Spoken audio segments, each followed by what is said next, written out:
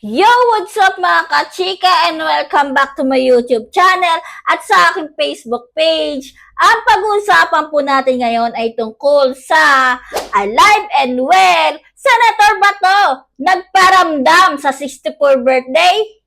Aba, himala! Pero bago lahat, sa mga bagong pasok pa lamang po sa aking YouTube channel at sa aking Facebook page, ay huwag niyo po sanang kalimutan na i-like, share, subscribe, and click na rin po notification bell para lagi po yung updated sa aking masusunod na video.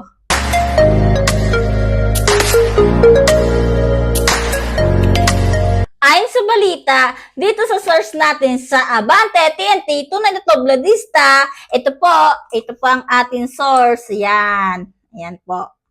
So, babasahin lamang po natin at bibigyan lamang po natin ng kaunting reaksyon. Umpisa na po natin mga kachika. Naglabas ng official statement nitong Miyerkules, January 21. Si Senator Ronald Bato de la Rosa kasabay ng kanyang pagdiriwang ng ika-64 na kaarawan. Sa kanyang pahayag, sinabi ng senador na siya ay waiting para lumitaw at mangibabaw ang tunay na paghahanap ng hustisya at hindi ang banta ng peke at dayuhang panghihimasok. We, talaga ba? So, pagpatuloy pa natin mga kachika. Sabi dito, here I am, alive and well, gratefully celebrating 64 years of this God-given life. I am waiting for a true seeking for justice to emerge and take over.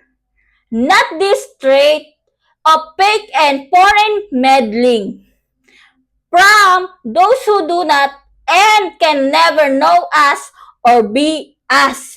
Wow, English siya.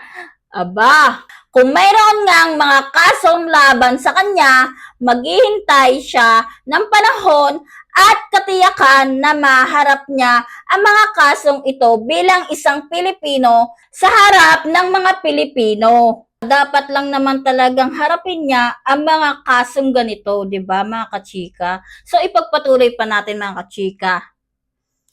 Kung papayag lamang ako na ako'y huhulihin at lilitisin ng mga tao at korteng banyaga, tila binaliwala ko na rin ang pakikipaglaban ng ating mga bayani at sundalo para sa ating kasarinlan. Yun ang sinabi niya.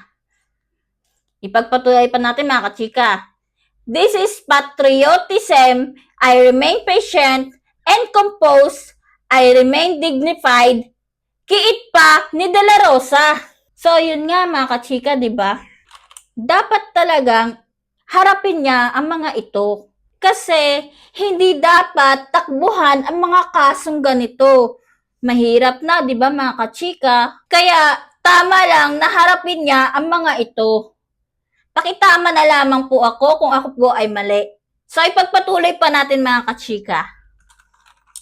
Kasunod nito'y hinamon niya ang mga kritiko, to those who are all too eager and impatient, try flipping your script. Ask yourself, why are you excited to surrender your fellow Filipino to foreigners? Where is your moral fiber?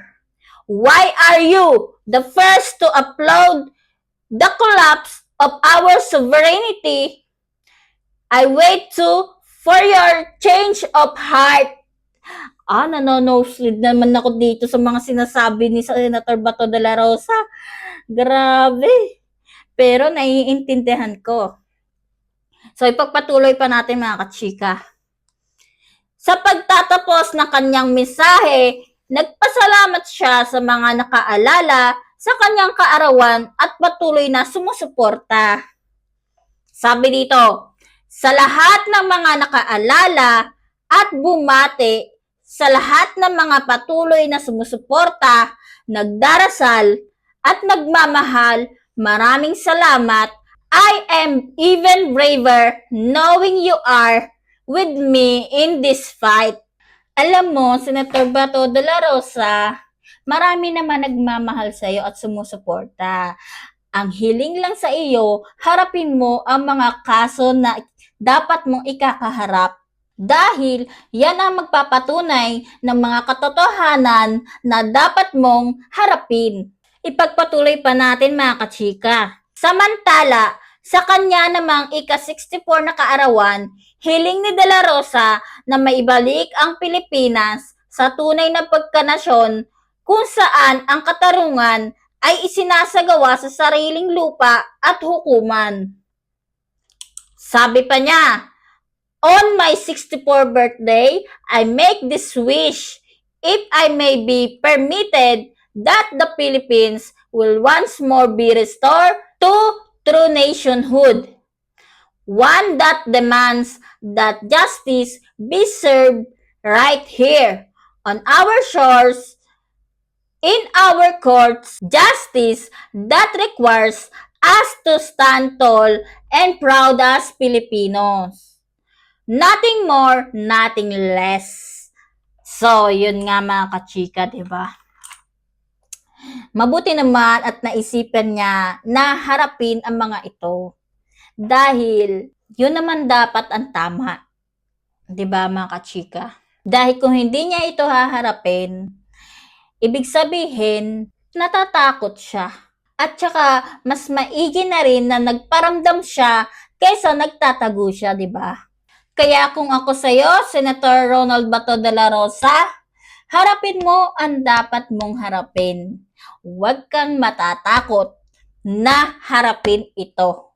Dahil iyon ang makakatulong para tumibay ang loob mo. Para hindi ka na mag-isip ng kung ano-ano sa sarili mo. Kailangan mo tong harapin.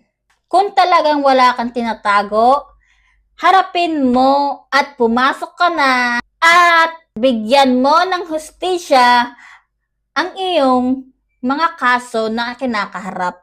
Huwag kang maging unfair. Lumaban ka ng patas para sa katotohanan. Sa inyong palagay mga kachika, ano kaya ang nais ipahiwatig ni Senator Ronald Bato de la Rosa kung bakit siya nagparamdam sa mismong kaarawan niya?